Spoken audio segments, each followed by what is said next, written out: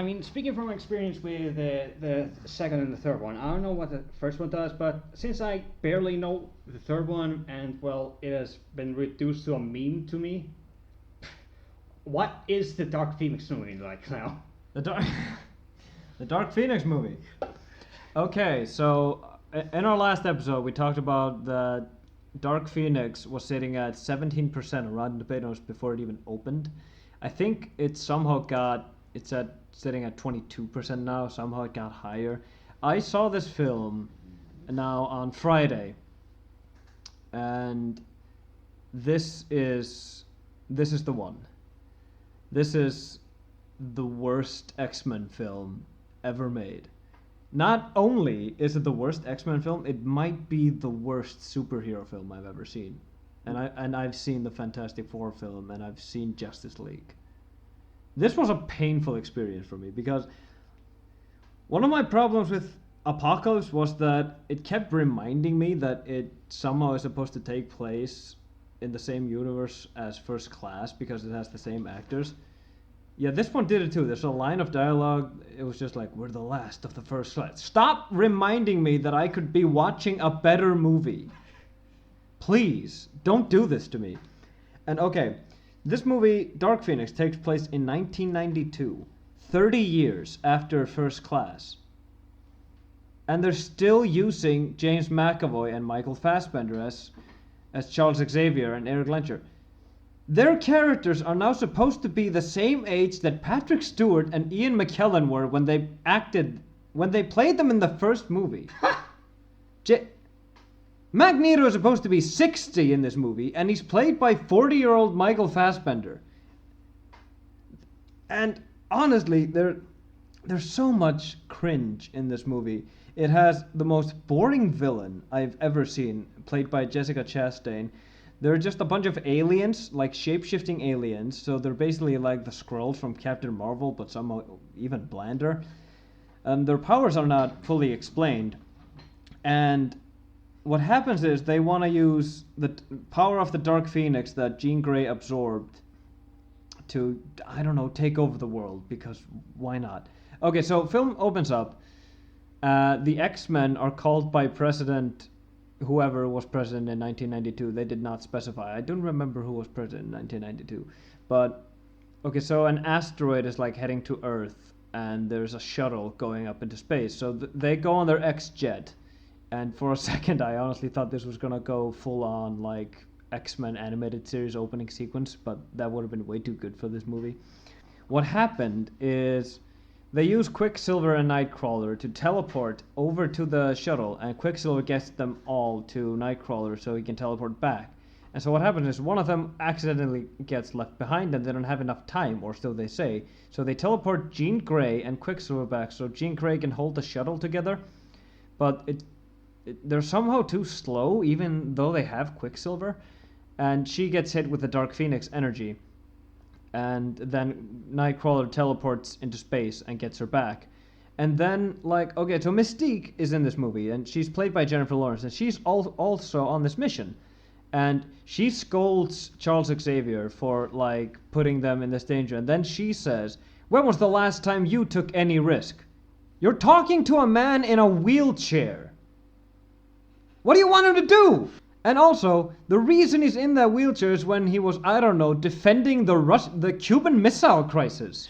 So, yeah, so fuck off. And also, Mystique, what the fuck did you do in that mission?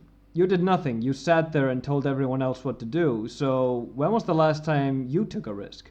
And also, this is an actual line of dialogue from this movie. Before she storms out of Xavier's office, she says, you know, more often than not, the women are doing all the work in these missions. They should change the name from X-Men to X-Women. I'm not against that line, but in that mission that she was so mad about, Quicksilver and Nightcrawler did everything. So, is she just calling them feminine or something? But, okay, I'm not going to go on a tangent on that's why the movie's bad. The movie is bad because it has, like, no respect for the films that came before. And Simon Kinberg, my arch nemesis, wrote and directed this film, and he is such a bland director. Every shot was like awkwardly composed, and he clearly doesn't know any blocking. And he's clearly not an actor's director because he somehow manages to make James McAvoy and Michael Fassbender be incredibly stale and boring, and they all kind of talk in this like monotonish voice, every single one. It's like they're in a Shyamalan flick. You know that weird like where they just talk like really slow and always just like this. Okay, so next what happens is this movie is basically like women grabbing each other by the arms in the movie because they're always like hugging and okay, so Jessica Chastain's character tracks down Jean Grey in this really really weird scene. Like Jean Grey is using her telepathy power to make herself look like an old man because she can't change her appearance, but she can make others like see her differently, like Xavier can. But then Jessica Chastain shows up, and she's like, she basically says like, I know you're not an old man, but here's the thing. She asks, how do you know? And she says, and I quote, let's just say I have friends in high places. That's not explaining it. Just say you can feel the Dark Phoenix energy or something. Like, say that. What friends in high places? You're no one. You're an alien. You're no one. What happens next is Jean Grey is trying to find solace by finding her father, who she just found out is still alive because she thought she had lost both her mom and her dad in an accident when she was young. Oh, yeah, and by the way, there's a flashback sequence at the very start of the movie that's supposed to take place in 1975, and Xavier is talking to her while he's in the wheelchair, and he has long hair. He looks exactly like Spoonie.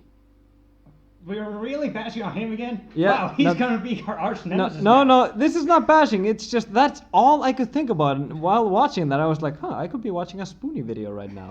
That's all I could think about. Spoonie, we still love you. And we want to love you. Let's make that clear. We want to. You're making it really hard. Okay, but let's try to not make every episode about Spoonie. But, okay. So she tracks down her father, and She says, you didn't even say goodbye. And then he says, well, I didn't get to say goodbye to your mother. It's just like, was that supposed to be a comeback? And she uses her powers to like make him fall asleep. And then she goes out and she has a Phoenix tantrum. And what happens is Mystique gets killed. Everyone knew that was going to happen because Jennifer Lawrence doesn't want to be in these films anymore. And this can't be a spoiler because they show it in the trailers and they talk about it in like news and media. It was just everyone was supposed to know. So if you're shocked that the actress that didn't want to be in this franchise anymore is dead, where the hell have you been? I think my favorite scene in this movie is though after her funeral, we get the shot of Nicholas Hoult, who plays Hank the Beast. And he's just sitting alone in a dark room with a bottle of alcohol, and his eyes are like wide open, like he's in complete shock. I don't think that's scripted. I just think he's just miserable and still being in this movie. Honestly, it doesn't look like he's acting. He's just like, oh. And then Jean Grey tracks down Magneto, who's supposed to be 60 years old, but he's still Michael Fassbender, just in a turtleneck sweater. And he's really skinny in this film.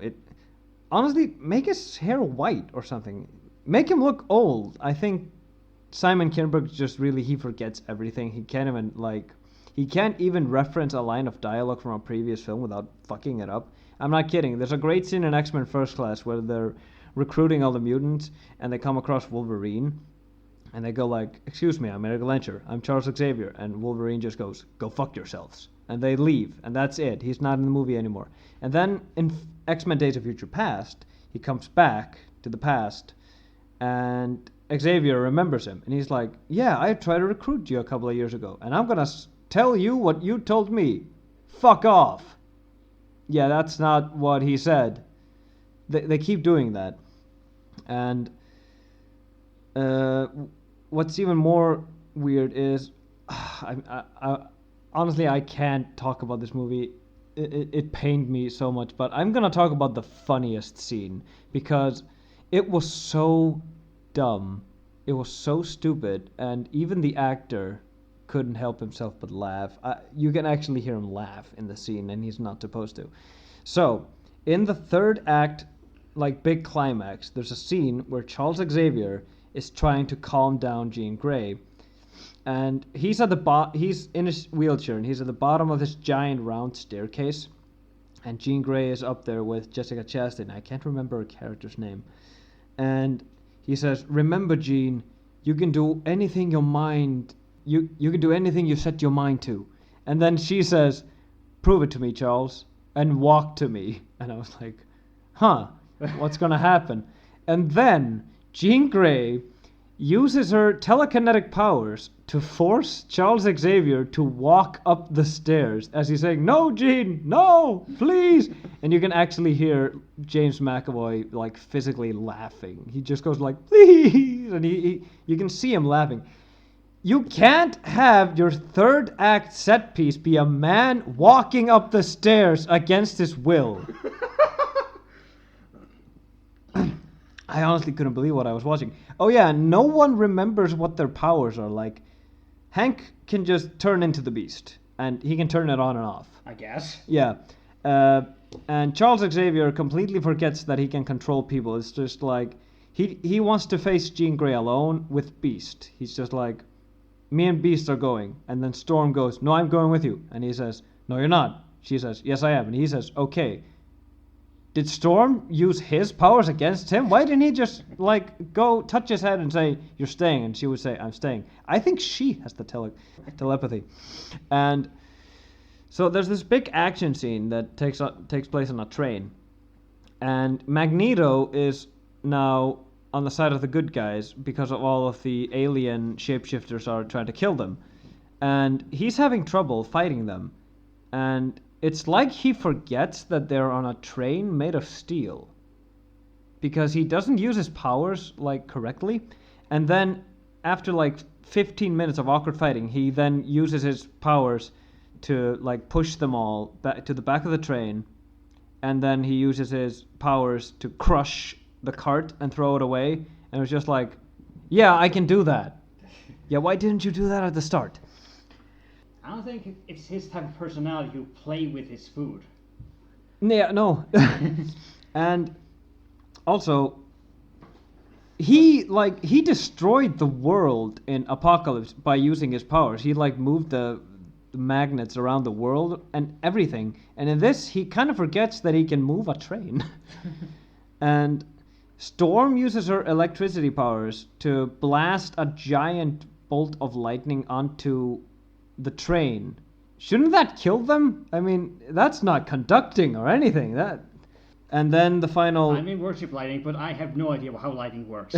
But here and yeah, it's like Simon Kinberg also thought he was writing for Iceman when he was writing for Storm, because there's a scene where they're all drinking and they go, "Storm, I need ice," and she just makes ice. I'm not kidding. This happens in the movie. This actually happens in the movie. And then Jessica Chastain and Jean Grey have their fight, which she wins by flying out in space. And then the movie ends. I guess. Yeah, that's the end of Fox's property of the X-Men. It ends with... No, wait, I forgot one scene. Okay, so we see the school and everyone's going back to teaching and everything, and apparently Hank is now like the principal, like he's doing Xavier's job, and then Xavier and Magneto meet at a coffee house, which I'm expecting to see like Bruce Wayne from The Dark Knight Rises on the other side of the table, and they play chess, and the film ends there. Chess? Didn't they also... Don't they do chess in a lot of the movies? Yeah, they play chess, but why has Xavier abandoned his own school? That's what I'm talking about. Like, Beast is now in control of the school, and he's just at a coffee place, and Magneto says, "Well, I have a place for you to stay," or something, and then they play chess, and the film ends. Back to the chess club. Every single movie, I guess. It was so...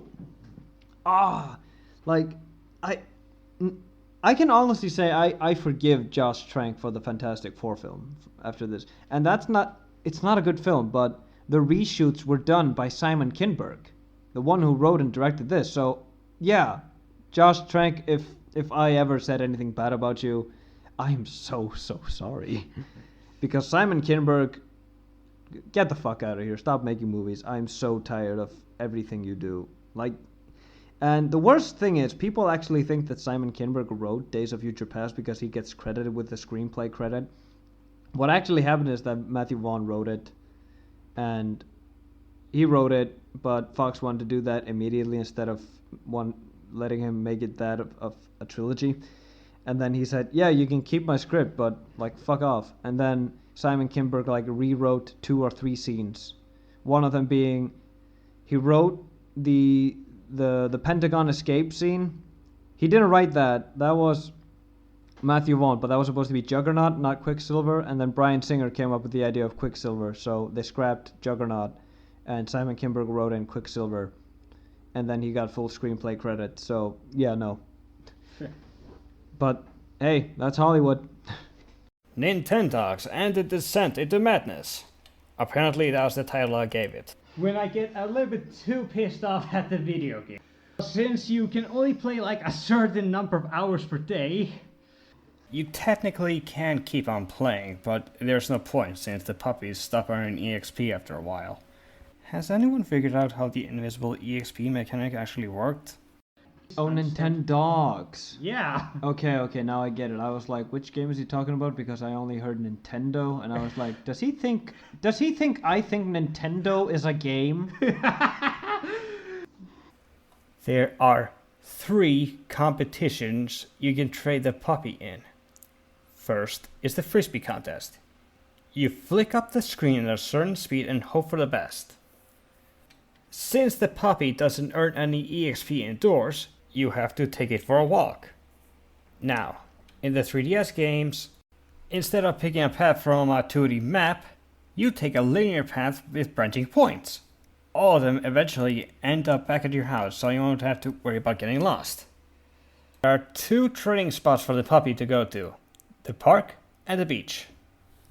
If there are other puppies around, you're basically screwed, because most of the time, they're way better than your puppy.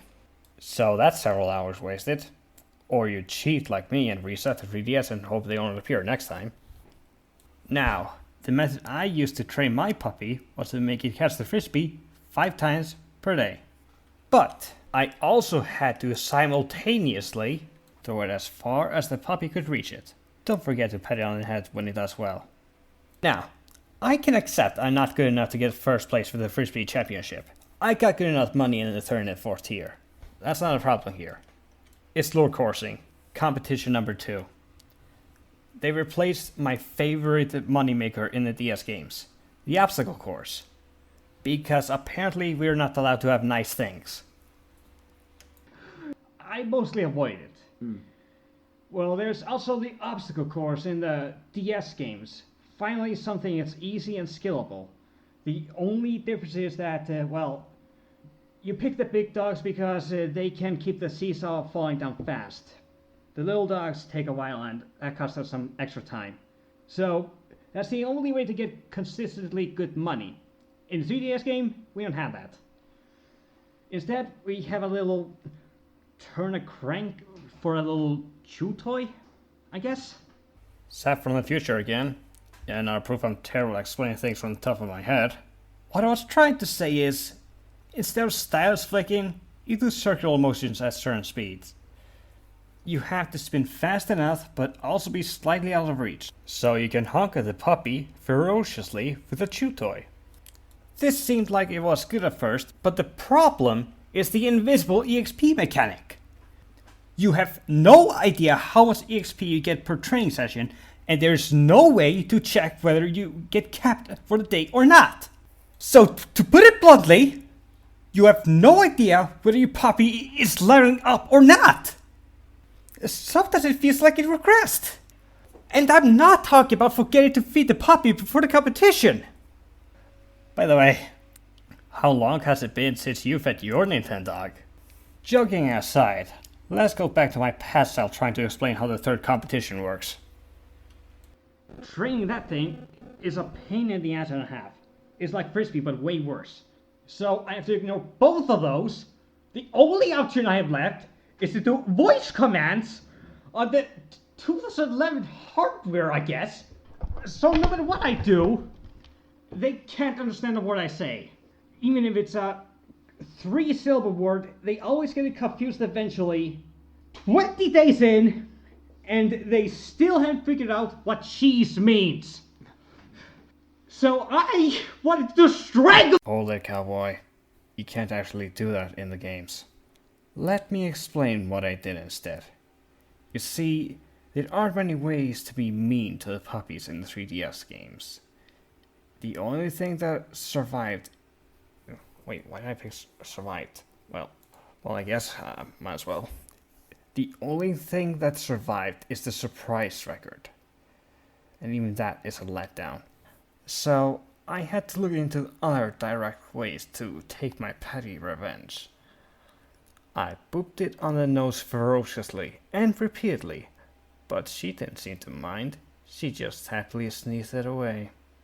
I played with his tail, but that didn't seem to do much. But then, I found it. The cruelest trick I could possibly think of. I pulled its hind leg. Now, just doing it once will make the puppy just scratch the floor a bit. But if you do it quickly, it starts to yelp. So I did it again, and again, and again. Finally, someone hates me. That's what you get for me spending a couple hours a day over the course of 2 months. Yeah, I kind of forgot to tell you, I have made several attempts to get that championship trophy. And I was so close too. The voice commands were complex and were distinct enough for it to be practically impossible for them to get mixed up. Which he did anyway. I even had a specific tone for all of them, and it still didn't make a difference. Anyway, with that out of the way, by the time I explained all this, the puppy has now completely forgotten what I did to it. Because apparently, the nintendogs have a short-term memory. Man, I miss the DS games. You could do all sorts of evil stuff, and they responded appropriately.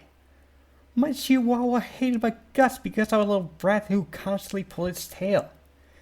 It yelled at me, it bit me, I threw it across the room. Such a good time. I even made the big dog, a husky, hold the other end of the jump rope, so when the chihuahua went in for the jump, I flung the rope way up high and sent it flying. But my coolest trick was to make it take a shower. All night long. The best part is, that's how I grind happiness points. This is an exploitation of a game mechanic. The puppies will love you for it. But back to the 3DS games.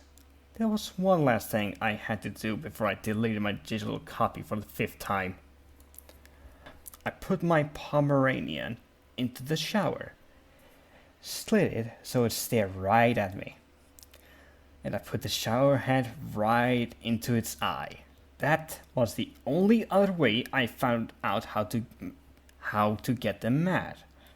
I even took a picture of this. I had to get it in the right moment, so it would look like I was bashing the shower head into the puppy's skull. Yeah, I'm just gonna move away here before you attack me. No, don't worry. That time is long gone. No, I'm starting to think like you would vision it like in a cartoon where you would look at me and I would start to look like a dog, and then you would just like, "Why you little?" Oh no, those were fantasies are long gone. Yeah, okay. Okay, so we're gonna wrap this up with, I'm just gonna tell you something that I've seen or been watching recently or stuff like that. One thing I forgot to mention before I saw Dark Phoenix, we saw a lot of trailers, and there was this one particular trailer that stood out. It's called, I can't believe this is the title of an actual movie. It's called Stuber. It's about an Uber named Stu. That's why it's called Stuber. Yeah, this is an actual film coming out. So this Uber guy picks up Dave Bautista, who's like a cop or secret agent or something, and he's driving him around, and they're chasing this guy that he's basically been hot on his tail, and that's the premise of the movie. There's an Uber driving Dave Bautista around because apparently this guy keeps beating up Dave Bautista and throwing him around rooms. And this guy is like some scrawny guy. And the worst thing is Dave Bautista it's a good casting, but it's bad casting for the wrong reasons. It's because you can't convince me that some scrawny kid can kick Dave Bautista and he'll go flying across the room. Is the guy on drugs or something? Because Dave Bautista not only is like huge, he also knows how to fight. So this is like terrible casting. But like I said, for the wrong reasons. It's not because he's a bad actor. He's not. He's been great in Guardians and Blade Runner.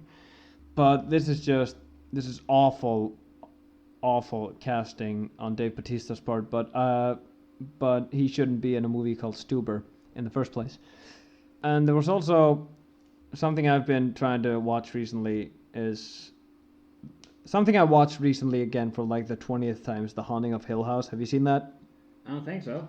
It's on Netflix. It's one season. It's 10 episodes. Each episode is like an hour, so you can watch like 2 of them a day, and you'll be done in 5 days. It's like watching a 2-hour film once a day. I'm not kidding. This is one of the best shows to come out in a long time. It's pretty amazing. All the actors are really, really good, especially Henry Thomas and Timothy Hutton, who both play Hugh Crane when he's younger and when he's old. The casting for Hugh is so good that I honestly thought that it was the same actor because they have like the same eyes and they have like the same nose frame, so they kind of look the same sometimes. It's actually pretty uncanny. And the best part is about this show is that it's really scary. It's actually like haunting and it's creepy and it doesn't succumb to cheap jump scares. Don't get me wrong, there are jump scares here and there. I can think of like 4 over the entire season, 4 or 5, but they're all earned. They're all really well built up. And the best part is you're not angry that it's just a loud noise, because it's not. It's actually scaring you. And I just remember seeing like episode 3 and 4 are probably the scariest, and episodes 5 and 6 are just soul crushing pieces of television. Because this is about a family going through a tragedy because they lived in a haunted house almost 30 years ago. And it's so good. I can't recommend this show like enough. It's so good. And it's all directed by the same guy. All episodes are directed by a guy named Mike Flanagan, who directed films like Oculus and Gerald's Game. And he's going to be doing Doctor Sleep, the sequel to The Shining. So I have really high hopes for that film, because Ewan McGregor will be playing Danny Torrance. And I can't wait for the second season. The second season will not be called The Haunting of Hill House. It's going to be called The Haunting of Bly Manor. It's going to be about a new family. And like I said, I've watched The Haunting of Hill House probably 20 times. So it's an anthology series now? Yeah, it's going to be an anthology series because, like, what would the second season be about? What more could this poor family go through? Something has to be an anthology series. I mean, how many anthology series has been cancelled and going back to the original? I mean, Halloween goes to a prime example here. Yeah. Yeah, but The Haunting of Hill House is a brilliant piece of television, and I love showing people this TV show. I love like watching them experiencing some of the moments. There's this one scene in episode 4. It's probably the creepiest thing I've seen in anything ever. So young Luke, do you mind if I like describe this to you? Go for it. Okay, so young Luke, he's like 5 years old, and he gets this bowler hat because in one episode he thought he saw something like in the basement, because young Luke gets this bowler hat that his mom finds in a bunch of boxes. And this one night he's asleep, but then he wakes up and he like hears something outside his room, and he like opens the door and looks outside, and in the hallway there's this giant like giant man. Like he's like 7 foot tall or something. And he's hovering above the ground, and he's not like flying, he's floating, but like his legs are almost touching the ground, and he uses this giant cane to drag himself across. That's how he moves, and it's so uncanny. And he goes under his room to hide, and he's trying to be quiet, and the man, you can just hear his staff touch the ground and him dragging himself across the floor. It's so silent, but you can feel each time that staff touches the ground. And the ghost, this giant ghost man, he takes the hat and puts it on him. He was fetching back his own hat. And just as he's about to leave the room, Luke, who's been holding his breath the whole time, finally gasps for air. And we see the legs of the guy just slowly turning around, and the staff coming closer to the bed. And at this moment, a lesser filmmaker would have done a jump scare.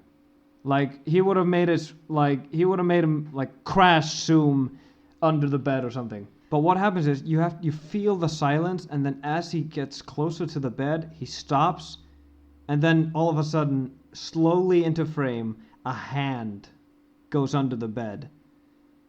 And then and the only sound we can hear now is the sound of young Luke screaming. And I remember the first time I saw this, I honestly couldn't believe what I was watching. It was amazing. I could not take my eyes off it, but at the same time, I was covering them. I've never been like more scared of anything.